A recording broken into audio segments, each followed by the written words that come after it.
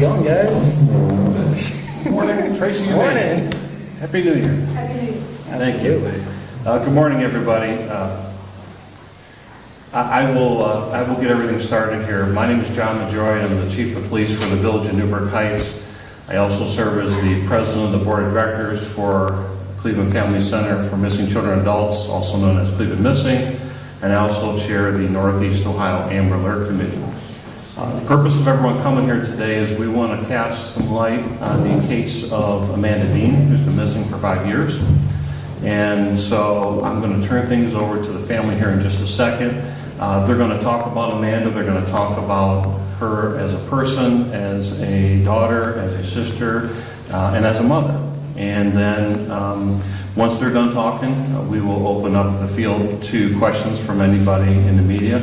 We're certainly appreciative of everybody being here today to help us get the word out. So I've explained to them that they'll say that what their name is, they'll spell their name out and everything else for purposes of media reporting. So we'll start to my left. If you could just say your full name and your relationship with Amanda, and then we'll go down the line. I'm Shannon Dean, S-H-A-N-N-O-N, Dean, D-E-A-N. I am Amanda's sister. I'm Carolyn Tokar, C-A-R-O-L-I-N-E-T-O-K-A-R, and I'm Amanda's mother. I'm Joshua Dean, J-O-S-H-U-A. I'm her son. Okay, so Caroline, if you want to go ahead and just provide the media with a little bit of background on Amanda and tell us why you're here today and what you'd like to convey to them.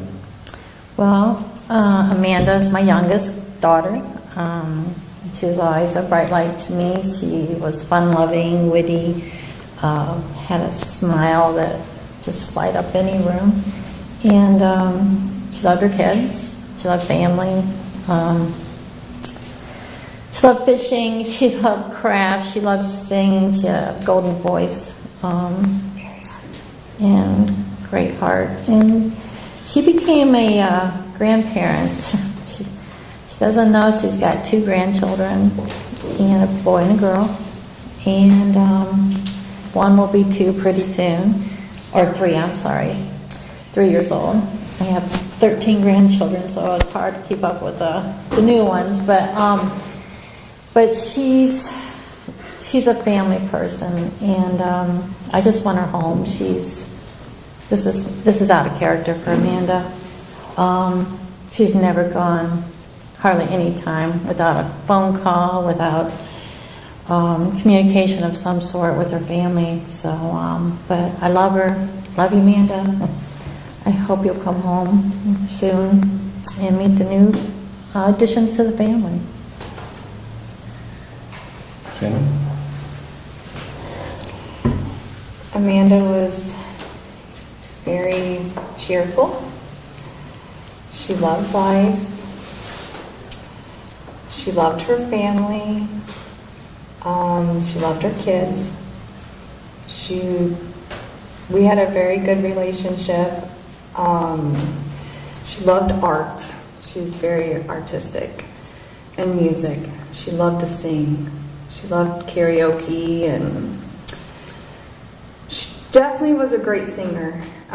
She gets that from my dad. But she had a voice that was just so beautiful. When she'd sing, it was just like, we were just like in awe. But she was very friendly. She loved animals. She had a really beautiful dog named Baby Dean. There's so much that I could tell you about Amanda. I mean, so much. But I think the main thing is, I know she would not stay this long away from her family. Because I know she's a very loving person with her family. If you see her pictures, there's not one picture that she wasn't smiling in when we took it. Like, you know, she was playful. She was always there, no matter what. You had a problem, bad day, she was there.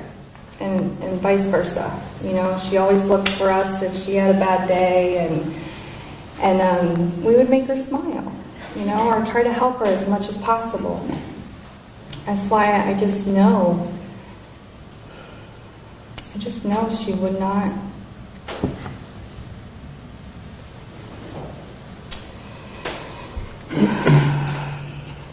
She would not leave her family.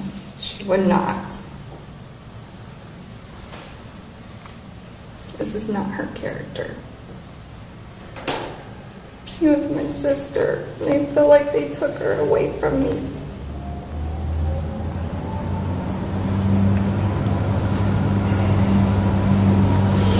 It's so horrible when you don't have answers. But we want her to come home. And I do. Amanda, if you can hear me.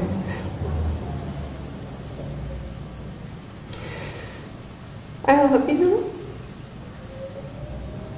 And I know you would want to come home. And I hope. I have faith that you will come home. We're waiting for you. Your boys are waiting for you. She has 4 boys, and this is the oldest one. We have a new nephew too, Yeah. Jackson. So Yeah. I'm sorry. I go? Let's see. Me and my mom had a very special relationship. She wasn't just a mother to me. She was more of a best friend of sorts. I could come to her with pretty much whatever troubles I was having as a teenager. She was just a very fun time to be around, very free spirit. It's kind of hard because I haven't really, a lot of the time that I spent with her, we were just hanging out, singing, you know, in the car, having fun. And losing a best friend / losing my mom is not something that is easy to talk about, of course. It just hurts, you know. I wish something would have been done sooner, but I'm grateful for what we got going on right now. I appreciate all of you guys coming through. Sorry. I just want my mom home. Honestly, she really was my best friend, you know. It sucks. She's a big part of this family. Yeah, I'm sorry. Sorry. Yeah, I just wish she'd come home. I just want to see her, hang out with her, have fun again like we used to. It's been 5.5 years now. I've grown up. Last time I saw her, I was still in high school. I'm 24 now. I have 2 kids of my own. You know, she doesn't even know that. It's difficult. It really is.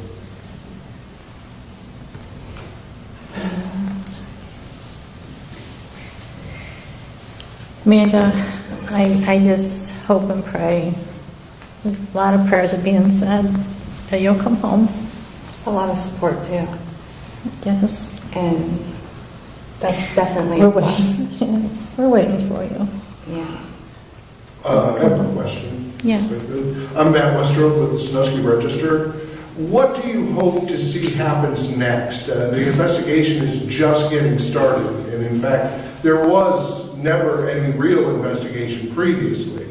So this is something you've waited for more than 5.5 years. Right. What do you hope happens right away, this month? What do you want to see happen? I want to see my daughter. That's the main thing. I want justice for her. I want to see her. I want to know that she's okay. And how can you, what do you want the BCI, the Bureau of Criminal Investigation, what do you hope they can do specifically? Are there specific things you hope they can do? Well, I think because they have to start from the beginning, because basically there was no investigation previously. The missing persons report was canceled within 24 hours back 5.5 years ago. So there was really no case open, but now that it is in BCI's hands, I'm hoping that they have to start from the beginning, of course. I know it takes a lot of patience on our part because we want it now. But I think we've got a good team we're working with right now. And I just want to see them, let them do their job, let them do whatever they got to do, but I hope they bring her home or bring us answers. And do you fear Amanda was the victim of violence? She had an on-again, off-again boyfriend. Can you talk a little bit about that and your concerns about that person? Yeah, she had it was a guy his name was Fred. It was off again, on again for a couple years. But he started getting violent. He started getting violent with her. Black eyes. I mean, these were things that were reported to the sheriff. There is one instance that I was told that she was drugged around. They lived in a cabin in Collins, Ohio, on Fred's family's property. There was a cabin, and they stayed in the cabin. And she had told her sister that he put a belt around her neck and drug her around the cabin on Christmas Day. Now, you were at that property when you initially reported Amanda missing, and you wanted to search that property. Mm-hmm. But you were with a group of people, a search party, effectively. That's correct. The day after we had got it out there on Facebook, we needed people to help us search for her because of the comments. I mean, she's gone. Fred's mother texted my daughter Shannon and was saying that Amanda's gone and Fred and her weren't good together and wished the best for her, and we didn't know that. And I was on my way to a doctor's appointment. Shannon texted me to tell me, and I asked her to call the sheriff right away. I said something's not right there. But there were some previous calls to the sheriffs about her well-being and violence, which they could have arrested them at one time and chose not to because the evidence was there. But anyways, go ahead. You want to? All right. So, but he was very.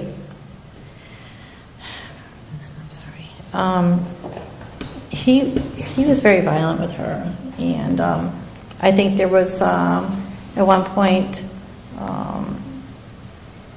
where there, that I think there's drugs there. There's ammunition there on the property. But the day we got the search team going, and we had 8 people meet us in Norwalk, and we headed out to the property on Collins on Wells Road.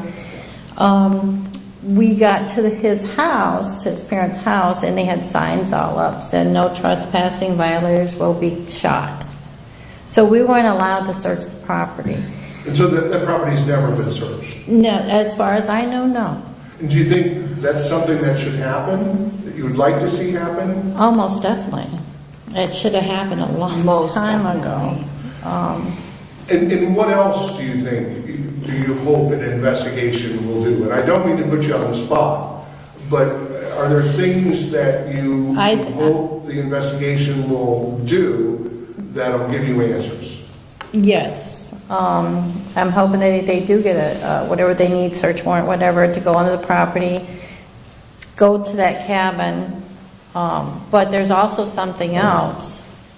The day after her disappearance, there was an anonymous caller to the sheriff's office, and deputy had a report on this that Fred Rear, the night of July 11th, spent the night at his friend's father's house, which was not it was not something that usually happened, but he spent the night in a garage or something on the property.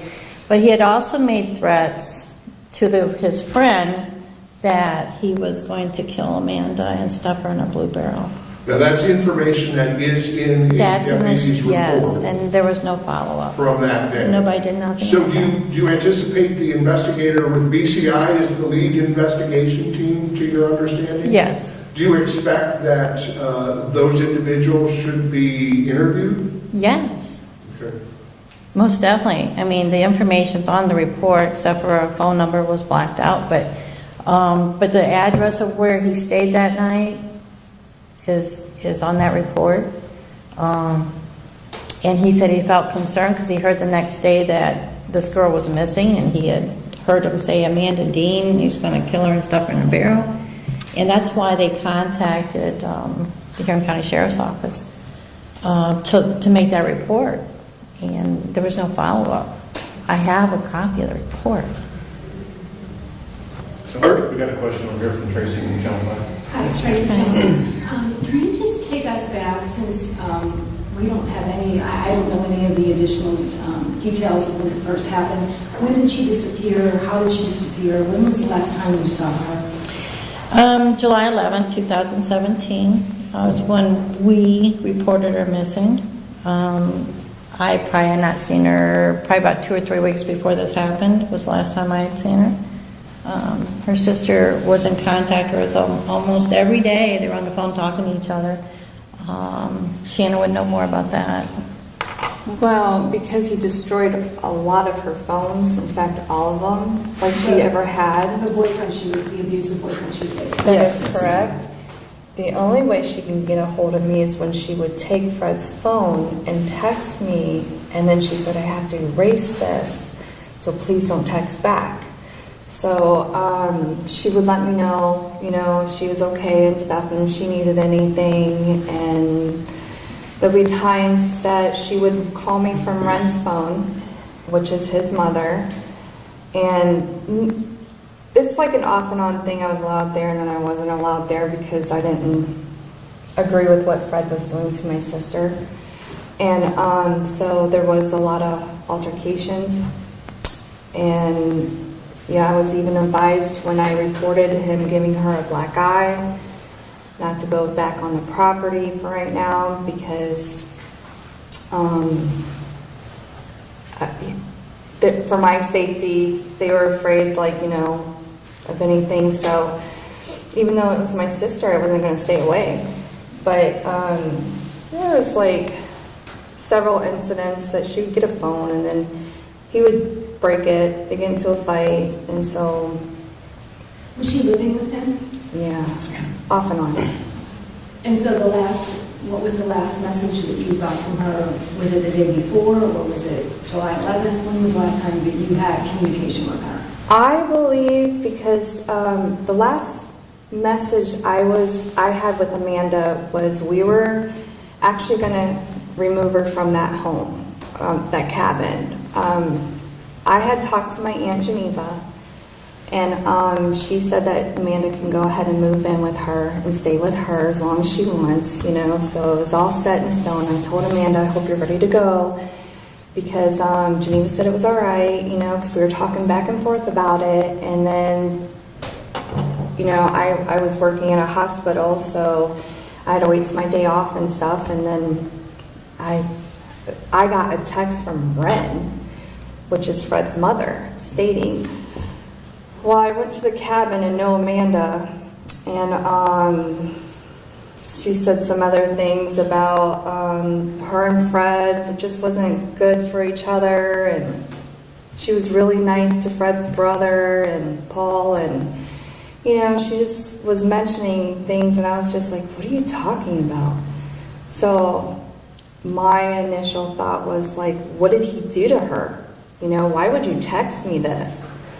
Because Amanda didn't go anywhere else. I was supposed to come and get her and take her to Geneva's. So that's when I texted Mom and I said, I don't understand this, and she wanted me to report it to the sheriffs, and I haven't heard from her since. And we got a team going, to search for her, And then all of a sudden, it was kind of interesting that we were told, like within an hour of searching maybe, that Corbin had called my mother and said, "We have some news for you, can you come to the office?" So he went there to the sheriff's department, and he had told her that he had jumped through hoops, but they found Amanda and she's safe in a safe home. Who is Corbin? Corbin is the sheriff of Huron County. And so the search stopped. Well, then I get a text from Michelle Rear, which she's married into the family. She knows my mother very well because she used to work with my mother. And she tells me that, well, there's a couple incidents. Ren, Fred's mother, was saying that she's in a mental institution and that the sheriffs were going to tell her family that she's in a hospital. And so all these different things that were coming by me, I was like, this doesn't make sense. She also had stated that Paul, which is Fred's brother, did not like people on her land. And so she told Michelle that Paul was getting antsy about, people being there. So in my opinion, we were told to get off the property, basically. I don't think there was ever a time that he talked to anybody, my opinion. But because of all the texts that Ren was saying, she was even saying, because I had posted on Facebook of all the information that I had, which, about what Ren was saying to Michelle Rear and Audrey. And then it was just so weird, but we were told to get off the property because of the search. And so it didn't make sense to me. And I'm just... Why come to the Cleveland missing?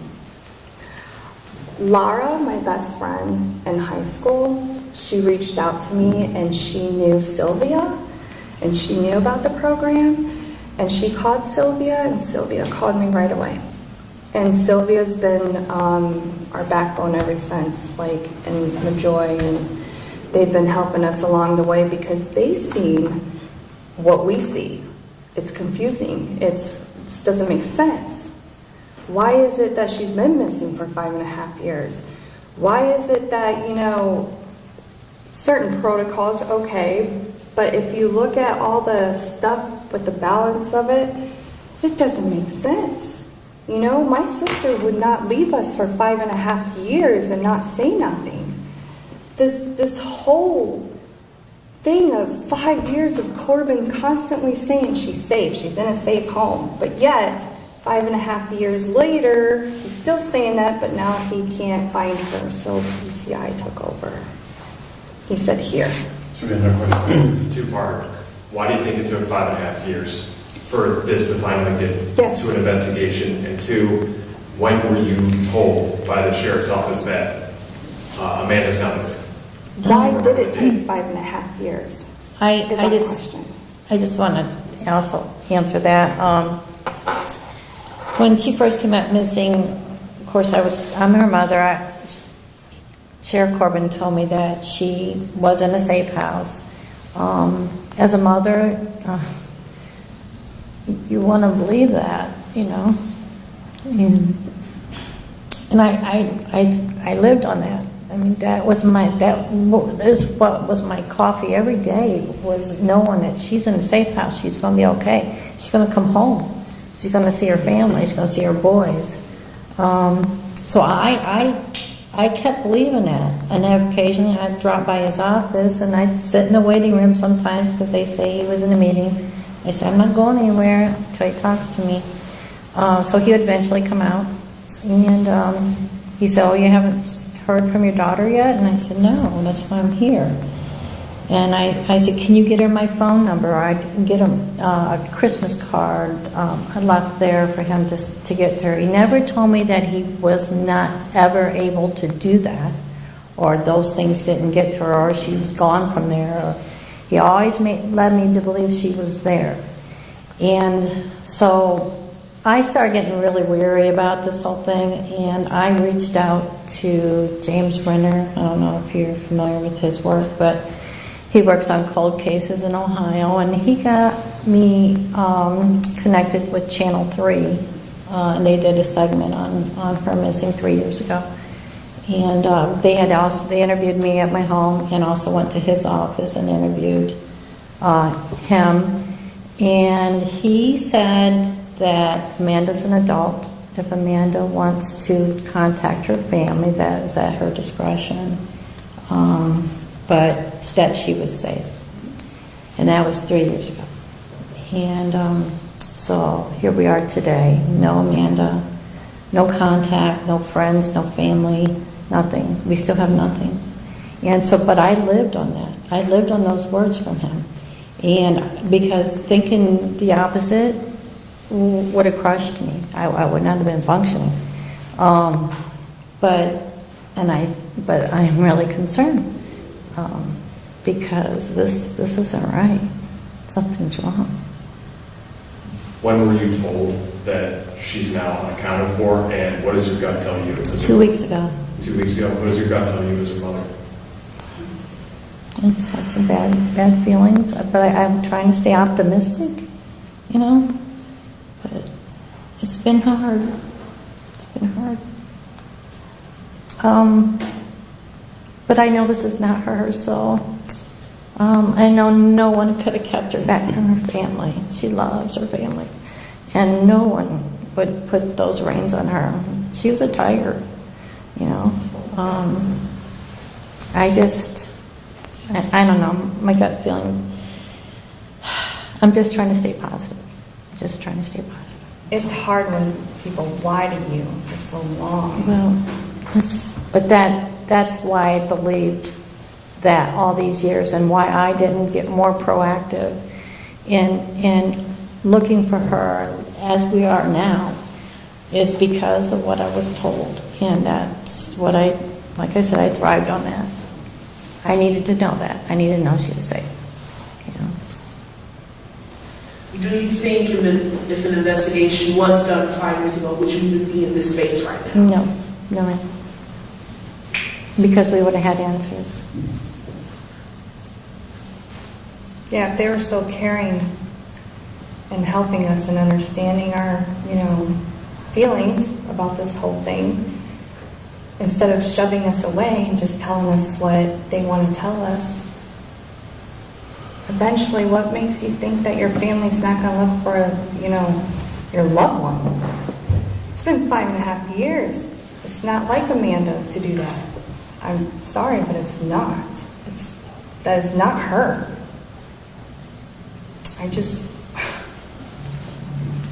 What explanation, if any, were you given for why she's now unaccounted for? I'll tell you the truth. About 2.5 weeks ago, we went to Sheriff Corbin's office to file a missing persons report because she's missing. And we were denied. Said that we had to prove that she was in danger.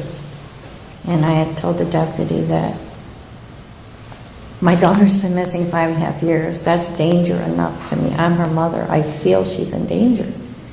And we were still denied because we couldn't prove that she was in danger.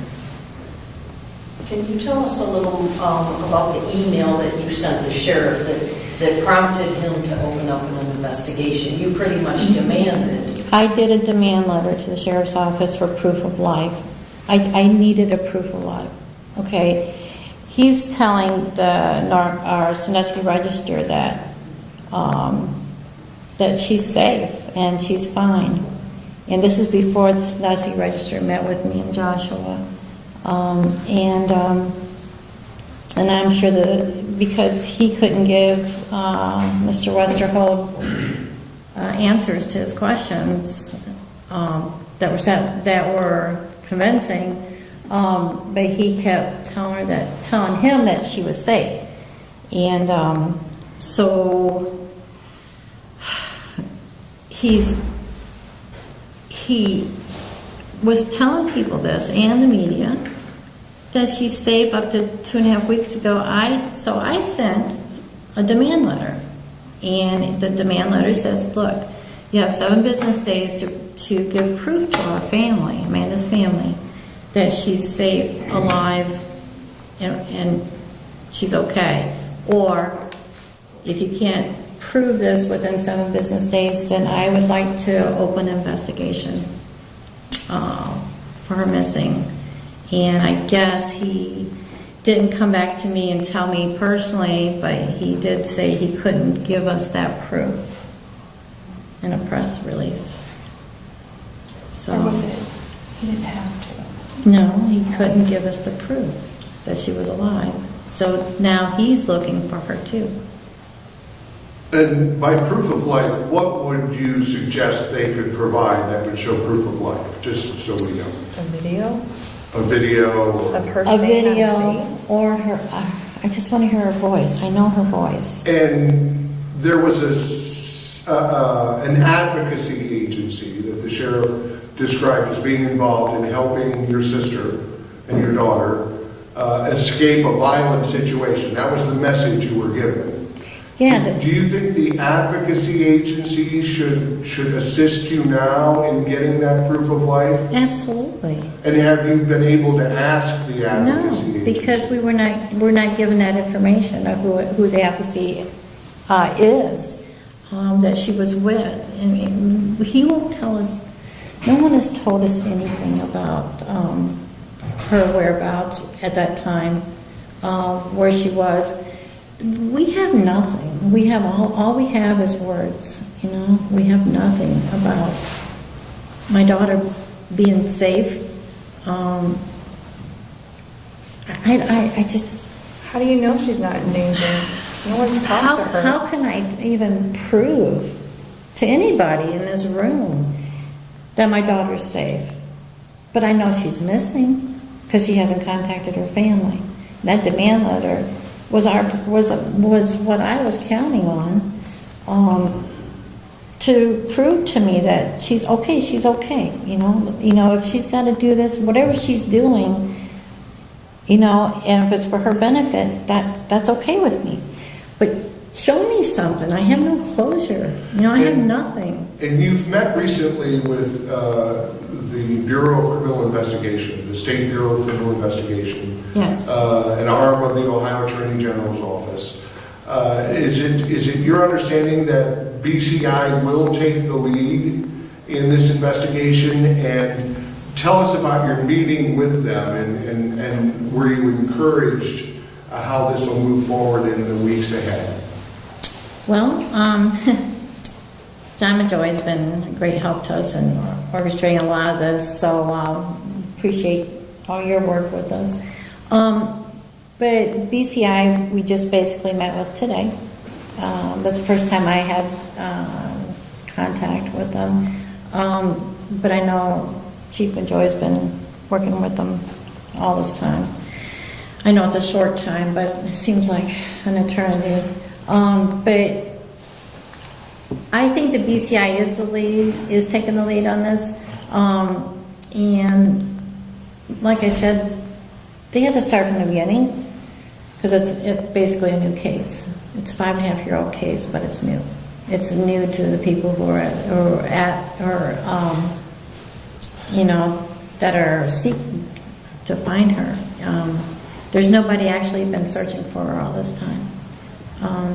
You know, I can't, as a mother, I don't have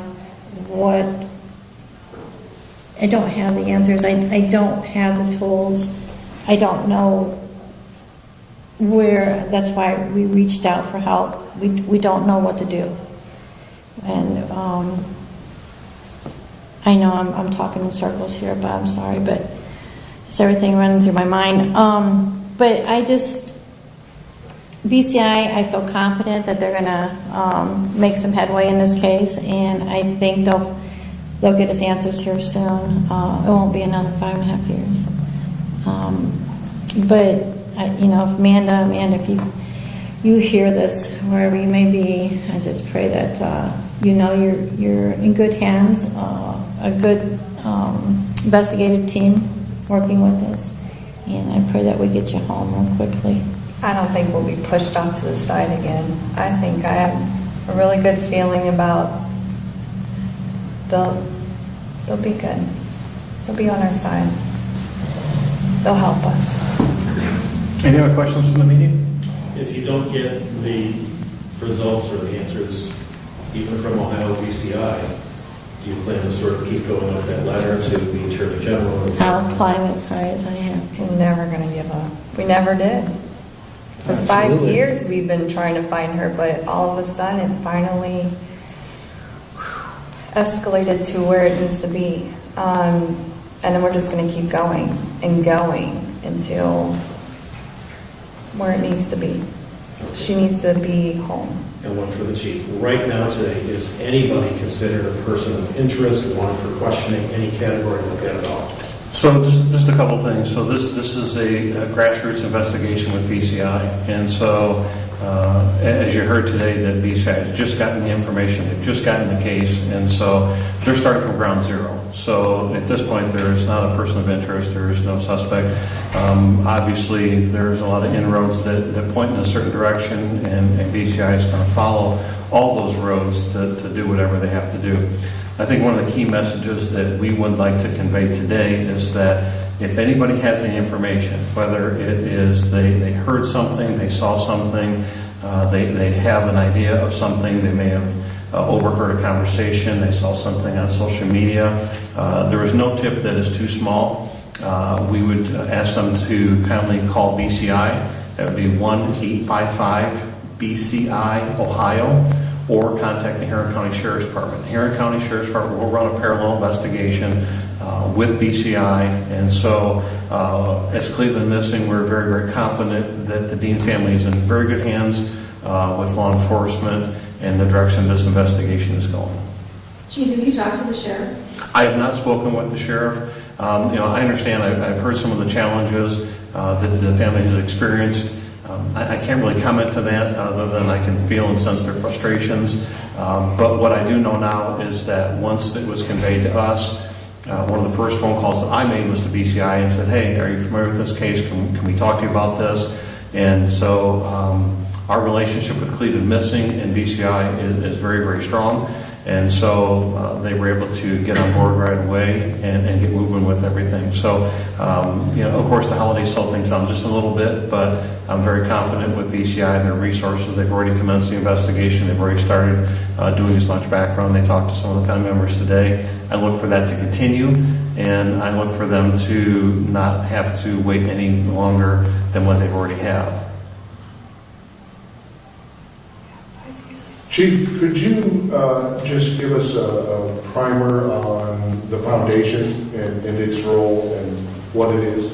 So the Cleveland Center for Family Missing, the Cleveland Family Center for Missing Children and Adults, also known as Cleveland Missing, we were started by Sylvia Colon and Gina DeJesus. Now, everyone knows Gina was a victim of the Cleveland kidnappings. She was held against her will for 9.5 years. And Sylvia is her cousin, and their vision was to form an organization that doesn't exist. And the organization is something that they did not have while Gina was missing. They did not have a medium of a place to go, people to talk to. Law enforcement is doing their investigation, and while there's victims advocacy locations, and they're very good at what they do, there isn't an organization where you can go to who has the experience. And I've been in law enforcement for 30 years. I don't know what it's like to have a missing family member. But we have people who do, and we know what they experience. We know the trauma, we know the challenges, and we know some of the things that they had to deal with. And so our goal as an organization is to try to bridge that gap. And so when you apply that to the current case at hand, we're going to let BCI and the Sheriff's Department do their thing and do their investigation. We're going to work with the family. We're going to provide the family whatever resources they need. Hence being here today, because we're getting all this information out here that was never put out there before, but now it is. And so while this is going on, while there's a parallel investigation, our organization will supply resources to the family as much as we need to do to bridge that gap between law enforcement, the family, and the investigation. And so this is a one-of-a-kind organization in the country. We've spoken on all different levels, out of state, in state. Just 3 months ago, we did a presentation to the New Jersey State Police, and they wanted to know what we did. We spoke at the Ohio Attorney General's Conference, the Ohio Police Chief Conference, the FBI National Academy Conference, the National Crime Conference in Austin, Texas. We're getting the word out, and the word is that we're here to help families of missing persons, and that's what we're going to continue to do. I'm very thankful that the family has reached out to us. We've been able to make some serious inroads for them, and we're going to continue to do so, and we're going to be with them as long as it takes. Even if I retire, I'm still with them. Yes, ma'am. In your years of experience, have you ever had a case similar to this where a victim of domestic violence is whisked away to a safe house and no one hears her voice, but yet they're saying she's okay, she's with us? Have you ever experienced that? It's a really good question, and the answer, I have not personally experienced that. I've experienced, obviously, many domestic violence cases in my life. And in this particular case, there's a bit of a balance because while it is in fact true that a person who doesn't want to be found is not missing, and we know that, putting it off to the side, but in this particular situation, it doesn't sound like this was a person that didn't want to be found. And so when a victim goes to a shelter, those are generally short-term. A week, 2 weeks, 30 days at a shelter is generally going to be a lot, although sometimes it could be longer. But in most cases, that is really a lot. And they do have confidentiality laws, and so what they are allowed to convey, and we've heard a little bit about that this morning, which adds a different dimension to the case. It makes it a little bit challenging.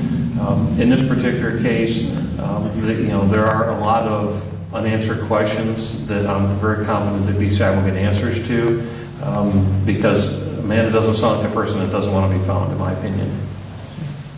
Are these safe houses registered with the state? Or do we know they're safe houses? Or are they whisking a woman away from a situation in a very vulnerable state and then just calling a sheriff and saying she's okay, but the sheriff doesn't hear her voice? Sure. I mean, is there a code? No. When you call a sheriff, you give this code, and that means you're registered with the state and you're qualified to accept a very, very vulnerable victim? Sure. No, it's a fair question. It's a good question. And I don't know that safe house is really the best answer, the best term.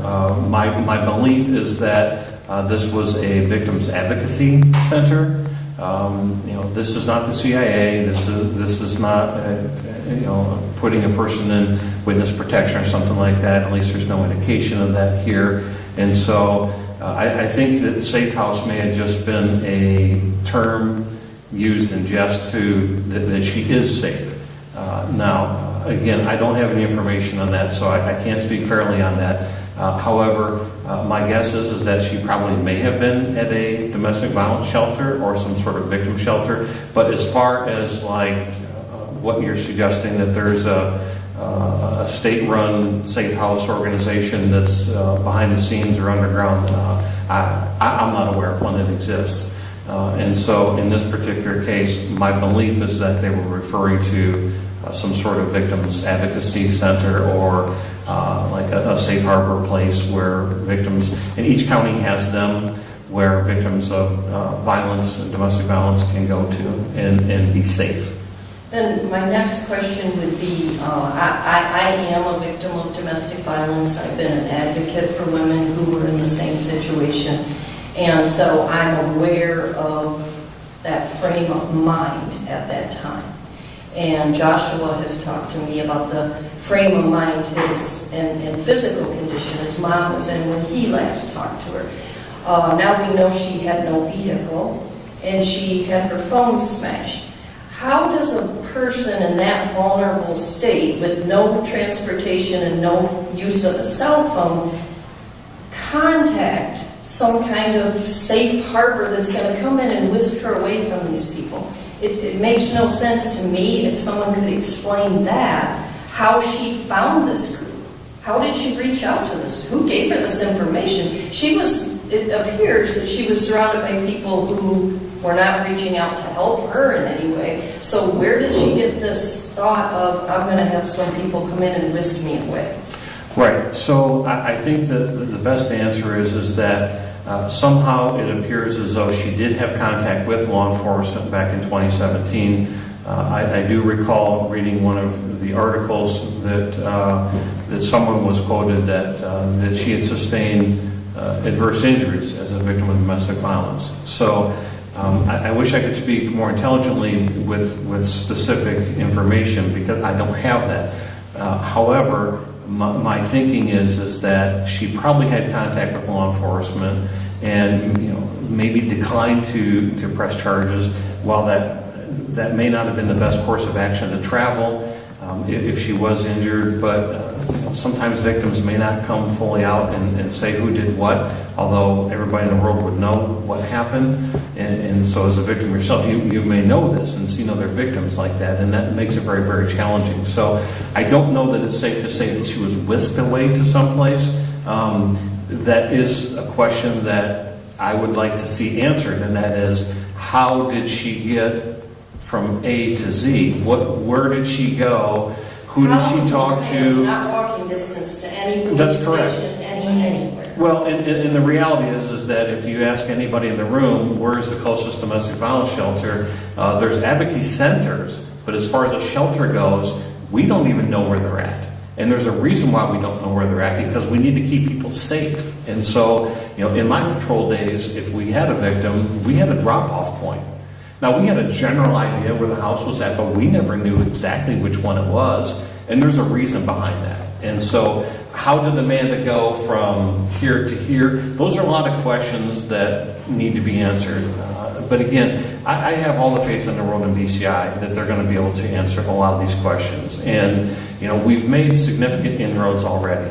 In the last 3 weeks, there's been a lot of progress that has transpired that has not in 5 years. And so we can't fix what happened yesterday. We can fix today and tomorrow. And that's why we're here today. And so we want to emphasize, if anybody has seen anything, heard anything, call BCI. 1-855-BCI Ohio. Call somebody. Call the Huron County Sheriff's Department. No tip is too small. We need your help. The public is our biggest asset, and we need to access that right now. Absolutely. Like for safe houses, okay, let's say the max is like 30 days or whatever the max day is. Now, do they take the person and give them a home?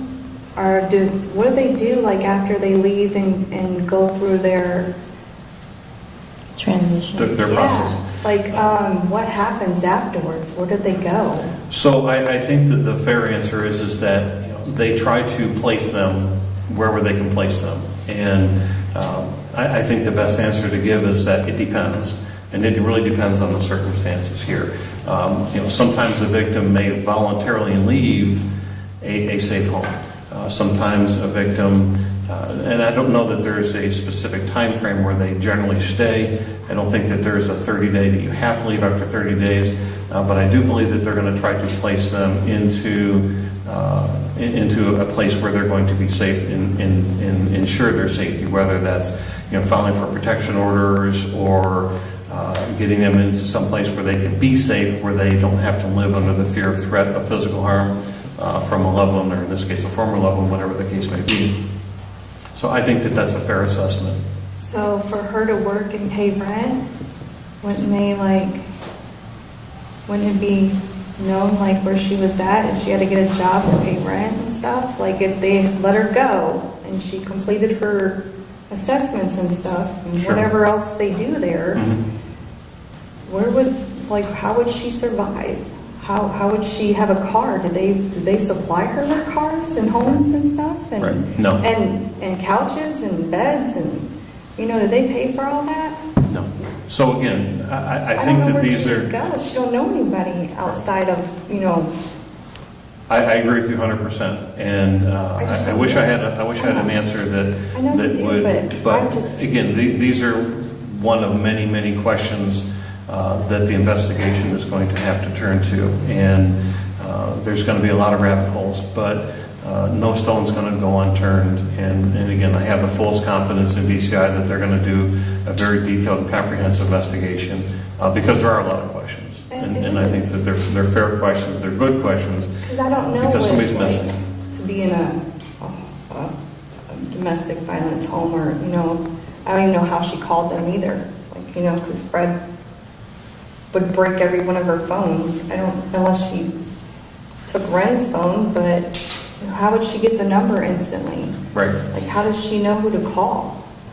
Like, how was she supplied that number, or who to talk to? How did she get there? Who took her there? Yeah. Where was she at? How long was she there? What services was she And getting? Corbin was saying that she was so, like, beaten to where it was, like, he stated in the first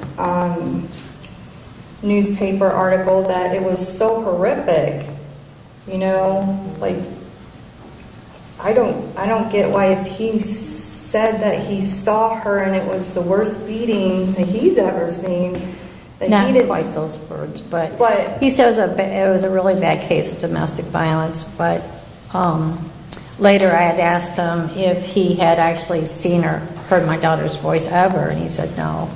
So how do you state that it was a very bad domestic violence, but yet turn around and say he never saw her, but yet turn around and say she didn't press charges, but turn around and say he never talked to her? How do you know she didn't press charges if you never talked to her? How do you know she's okay if you've never talked to her? But it was such a bad beating. Like, how do you know her safety wasn't, you know, what hospital did she go to if it was so bad? Where did she go? You know, and then after 30 days of completing whatever in a home, where does she go? And that's something we're looking to hopefully find out with BCI, and just finding out all of what transpired throughout these 5 years. It's been a great opportunity to, you know, have everyone finally take this case seriously, to be honest. It wasn't a great feeling, just feeling tossed aside, like we weren't this or that. So to have BCI and you know, everyone work together and actually give us some answers, it has been an amazing feeling, really. Does anybody else have any other questions for family? If any of the media outlets are here, want to have a one-on-one with your reporter or your camera person, family would be amenable to that. If there's something specific that you would like to talk to them, just for your own specific station, you're welcome to. Otherwise, we'll be here for just a little bit. If anybody has any other questions for us offline, add your stories. Otherwise, on behalf of Cleveland Missing and the Dean family, we thank you all for coming here today and the coverage that this family is getting that they so much deserve. So for that, we thank you. And thank you. Thank you. Absolutely. We really do thank you. A lot.